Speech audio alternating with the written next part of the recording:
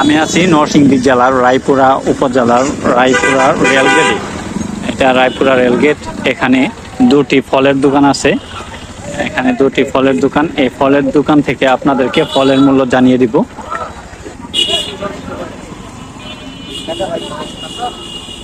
তরমুজ কিভাবে বিক্রি করো? পিস হিসাবে না কেজি হিসাবে? পিস হিসাবে। পিস হিসাবে। বড় ছোট দাম? এইটা ছোট, এটা কত টাকা? এটা আমরা 300 টাকা করে বেচি। 300 টাকা। দামটা বেশি দেখে এখন 300 করে বিক্রি করতেছো। আর মালটা কেজি কত বেচতেছো? মালটা 330। 330। মিশরি মাল। আর এটা কি আম? এটা গুটি। গুটি আম। জি। এটা কেজি কত বেচতেছো নতুন? এটা 200 টাকা কেজি। 200 টাকা কেজি। আর আঙ্গুর এটা? এটা হচ্ছে 350 টাকা কেজি। 350। আর কালোটা দাম? কালোটা 600। 600। আপেল? আপেল 350 টাকা কেজি। 350 টাকা কেজি। ইয়া মালটা কি এটা একই নাকি? একই। একই।